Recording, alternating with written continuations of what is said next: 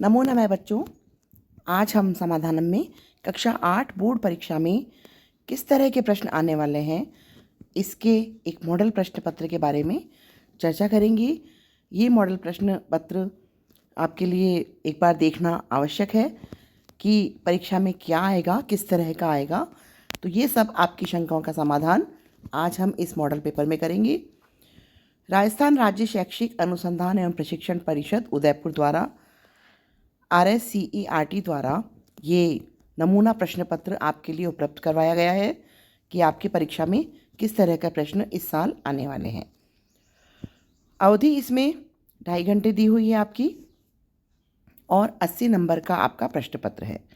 इसमें आप देखिए, पहले आपके 8 प्रश्न आपको ए ब स द विकल्प वाले मिलेंगे। इसमें आपको सामने इनका विकल्प भरना है। पेपर यही मिलेगा, आपको अलग से कॉपी नहीं दी जाएगी, इसलिए आप ध्यान रखें कि आपको इसी में साफ सुथरा काम करना है। रोल नंबर अपने आप ऊपर ही ऊपर लिख दीजिए, उसके बाद आप प्रश्न पत्र करना शुरू करें। तो जिस तरह पहला प्रश्न मैं आपको बताती हूँ, सुभाषितानि पदे प्रयुक्त उपसर्ग अस्ति, कि सुभाषितानि पद में उपसर्ग कौन सा प्रयुक्त किया गया है। इसमें सु उपसर्ग है, तो हमें इसका सही उत्तर सामने भरना है। इसी तरह अगले प्रश्न में खादितुम इच्छति लिखा है, ईशय मामेव खादितुम इच्छति, रेखांकित पदे रेखांकित किया गया खादितुम को, इसमें आपको प्रत्यय बताना है। तो जब तुम अंत में आता है तो ये हमारा तुमुन प्रत्यय है। इस तरह आप इसको करेंगे। अगले प्रश्न भी सर्वनाम से संबंधित है अगला, उसके बाद अव्यय से संबंधित है, और उसके बाद एक प्रश्न है कि राकेशस्य भार्या अस्ति कौन है, गुहया स्वामी आसीत, गुहा का स्वामी कौन था, भारत जनता अहम कविता या रचनाकार अस्ति, यानी कि इसके लेखक कौन है, इस कविता के लेखक कौन है। इस तरह का आपको प्रश्न करना है। 8वां आत्मवशम भवति, तो ये भी आपको इसमें खाली स्थान भरना है। तो इस तरह से 8 प्रश्न जो हैं आपके ये विकल्प वाले हैं। इसके बाद 9वां प्रश्न हम देखते हैं, विशेषणम विशेष्य मेलनम कुरुते। इसमें आपको विशेषण और विशेष्य को मेल कराना है, यानी कि मिलाकर लिखना है, लाइन से इसको मिलाना है। विशेषण जो हम विशेषता बताते हैं और जिसकी हम विशेषता बताते हैं वो विशेष्य कहलाता है। तो इस तरह से आप इसको मिलान करेंगे। ये आपके आधे आधे नंबर के 4 मिलान हैं, 2 नंबर आपके आसानी से आएंगे। 10वां प्रश्न है, उचित क्रियापदानि मंजूषा चित्वा रिक्त स्थानानि पूरयत। इसमें क्रियापद आपको 4 दिए हुए हैं, विचलति, आसीत, चलती और कृतवती। पहले आपको इनके अर्थ अच्छे से समझने हैं, तभी आप इसको भर पाएंगे। विचलती मतलब विचलित नहीं होना, आसीत था, चलती चलना, कृतवती करना। तो इनमें चारों में अब आप पहले इनको पढ़ें अच्छी तरह से और उसके बाद इनके जो क्रियापद हैं वो सामने जो सही हैं वो लिखें। 11वें पद में रेखांकित पदम आदत्य प्रश्न निर्माण है कुरुत। तो यहाँ पे जो रेखांकित दिया होगा उसका प्रश्न निर्माण आपको करना है। इसमें रेखांकित नहीं दिया हुआ है, लेकिन हम जानते हैं कि स्वदेशस्य पे यहाँ रेखांकित किया जाएगा। तो जब स्वदेशस्य आएगा तो यहाँ पे प्रश्न बनेगा कस्य, वयम कस्य राज्यानाम विषये ज्ञातुम इच्छामि।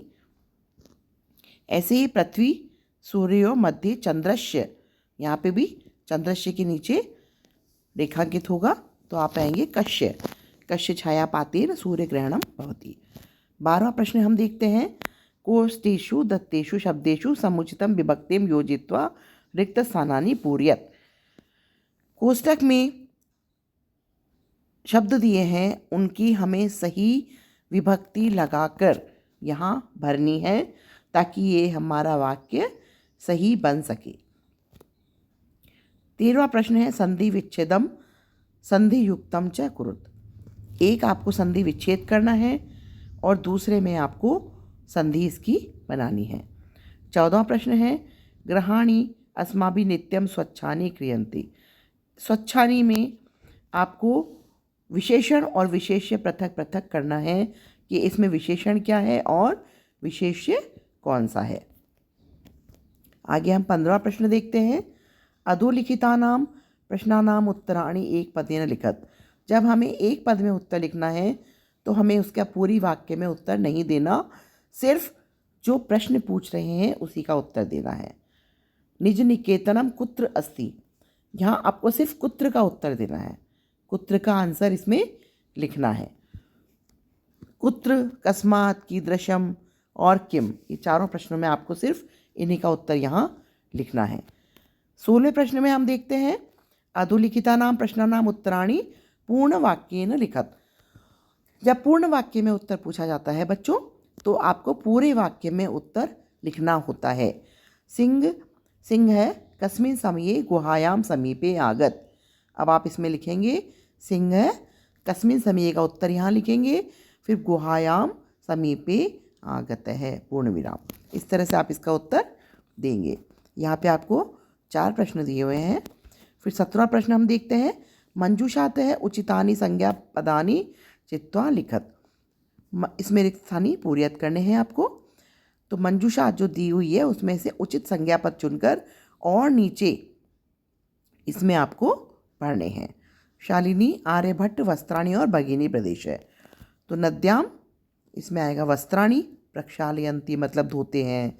तो आपको सबसे पहले शालिनी ग्रीष्मावकाशे पितृगृहम् आगच्छति, महान गणितज्ञ आर्यभट्ट आसीत्, भ्रमणाय भगिनी प्रदेश है समीचीन है। इस तरह से आपको सही संज्ञा पद चुनकर, उचित संज्ञा पद चुनकर वाक्य ये पूरे करने हैं। 18वें प्रश्न में हम देखते हैं कै स्तंभे दत्तम श्लोकानाम खे स्तंभे सह सम्मिलनम कुरुत है। तो जो श्लोक हैं ये पूरे करने हैं आपको। कै में आधी लाइन है और ख में आधी लाइन है। तो अब आप देखिए जो भी इसमें आपको सही लगे उनमें आपको मिलाएं और इसको पूरा करें। 19वें प्रश्न में प्रश्न पत्राद अतिरिक्तम पाठ्य पुस्तकस्य 2 श्लोको लिखत। तो आपको इसमें 2 श्लोक अपनी पाठ्य पुस्तक के लिखने हैं जो इस प्रश्न पत्र में नहीं आए हैं। ये बच्चों आप श्लोक लिखेंगे आपको 4 नंबर आसानी से मिल जाएंगे। फिर 20वां प्रश्न हम देखते हैं चित्रम दृष्ट्वा मंजूषातः पदानि च प्रयुज्य 4 वाक्यानि रचयन्तु। आपको इसमें सिर्फ 4 वाक्य लिखने हैं।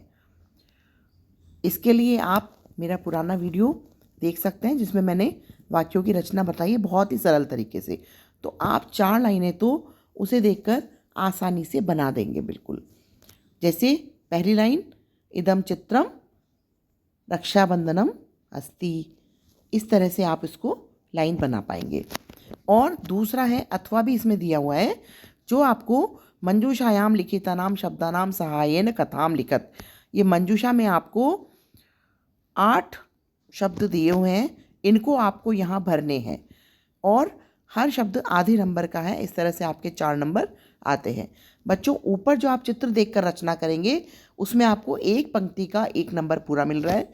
इसमें आपको 8 जगह भरने पे आपको 4 नंबर मिलेंगे। तो मेरी राय ये है कि आप चित्र देखकर, मंजूषा देखकर चित्र की रचना करें, इसकी वाक्य की रचना करें चित्र देखकर, न कि आप ये लिखें, क्योंकि खाली स्थान भरने में आप कहीं ना कहीं गलती करते हैं और आपके नंबर कट जाते हैं। और यदि आपको पूरी तरह से कहानी याद है, सही आप कर सकते हैं, तो आप अवश्य ये कीजिए। 21वां प्रश्न देखिए अधोलिखितानाम वाक्यानाम घटना क्रमानुसारेण क्रमायोजनम कुरुत। यहाँ पे आपको वाक्य दिए हुए हैं, 8 वाक्य हैं। इनको आपको सभी को सही क्रम से वापस नीचे दिए गए खाली जगह में लगाने हैं। आधे नंबर की 1 लाइन है, आप इनको बिल्कुल सही लगाएंगे तो आपको 4 नंबर आसानी से मिलेंगे। 22वां प्रश्न है निम्नलिखितेषु कोऽपि द्वयो श्लोकयो भावार्थ हिंदी भाषायां लिखत। यहाँ 3 श्लोक आपको दिए हुए हैं और 3 में से आपको 2 श्लोक का हिंदी भाषा में आपको इसका भावार्थ लिखना है। बहुत आसान है, आप एक बार पूरी श्लोक अपने पढ़ के जाइए और ये आसानी से आप कर पाएंगे। प्रश्न 23 है हमारा, गृह शून्यम सुताम बिना अथवा डिजी भारतम पाठस्य सारम स्वभाषयाम लिखत। स्वभाषा मतलब हिंदी भाषा में आपको ये पूरी कहानी लिखनी है, पाठ का सार लिखना है। जो भी आपके पाठ की कहानियाँ हैं या कोई इम्पोर्टेंट पाठ है वो आप ज़रूर पढ़कर जाएं हिंदी में, क्योंकि आपको ये पूरे पाठ हिंदी में लिखने हैं। दिए गए जो आपको दी गई जगह है इसी में ही आपको लिखना है, आपको अलग से कोई इसके लिए जगह नहीं दी जाएगी। इसलिए संक्षिप्त में और सार गर्भित रूप से आप इसे लिखें। 24वां प्रश्न हम देखते हैं, मंजूषात् पदानि गृहीत्वा अस्माकं राजस्थानी विषयोपरि अष्टवाक्यानि रचयत। मंजूषा दी हुई है, इसी के अनुसार आपको अस्माकं राजस्थान, हमारा राजस्थान, इसके ऊपर 8 वाक्यों की रचना करनी है और ये 8 नंबर का है। बच्चों आप इसको अच्छे से पढ़ के जाएं तो ये 8 नंबर आपके आसानी से आ सकते हैं। इस तरह से आप या तो वाक्य रचना करना सीख लें तो आपको आसानी से 8 नंबर मिल जाएंगे। नीचे इसमें भी एक अथवा में प्रश्न दिया हुआ है जो कि प्रार्थना पत्र है। रिक्त स्थानानि मंजूषातः पूरयित्वा प्रार्थना पत्रम लिखत। इसमें आपको रिक्त स्थान भरने हैं मंजूषा देखकर। आपको यदि प्रार्थना पत्र पूरी तरह से याद है, सही तरीके से याद है, तो आप ये आसानी से कर पाएंगे और आपको प्रार्थना पत्र जरूर याद करके जाना चाहिए। आप प्रार्थना पत्र बीमारी पे और आवश्यक कार्य पे, भाई या बहन की शादी पे, टीसी पे और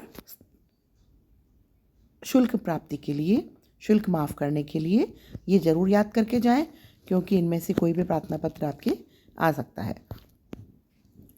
प्रश्न 25 है, अधोलिखितम गद्यांशम पठित्वा प्रश्नानाम उत्तराणि संस्कृत भाषायाम लिखत। ये गद्यांश आपको पढ़ना है और आपको इसका उत्तर संस्कृत भाषा में ही देना है। पहले आप गद्यांश को ध्यान से पढ़ें। कुल 4 प्रश्न हैं इसमें सबसे पहला प्रश्न है, प्रस्तुत गद्यांशस्य उचितम शीर्षकम लिखत। इसका आपको शीर्षक लिखना है।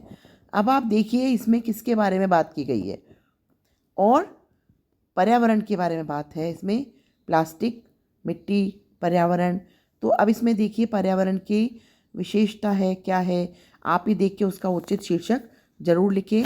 शीर्षक बच्चों आप समझ नहीं पाते हैं, लेकिन अधिकतर शीर्षक वो होता है जो आप अपने पाठ को नाम देना चाहते हैं, जिसके बारे में आप पूरा पढ़ रहे हैं वही उसका शीर्षक होता है। तो इस तरह से आप ये अपने पूरे प्रश्न कीजिए, खाली बिल्कुल मत छोड़िए। जो आता है जैसा आता है आप पूरे 25 प्रश्न करके अवश्य आएँ और अच्छी तरह से करें, पढ़ के जाएं। पेपर को आप 1 या 2 बार पहले पढ़ें, उसके बाद आप उत्तर लिखना शुरू करें, तभी आपको पूरा पेपर समझ आएगा। All the best for your exam, good luck, thanks, please like, share and subscribe Samadhanam. धन्यवाद।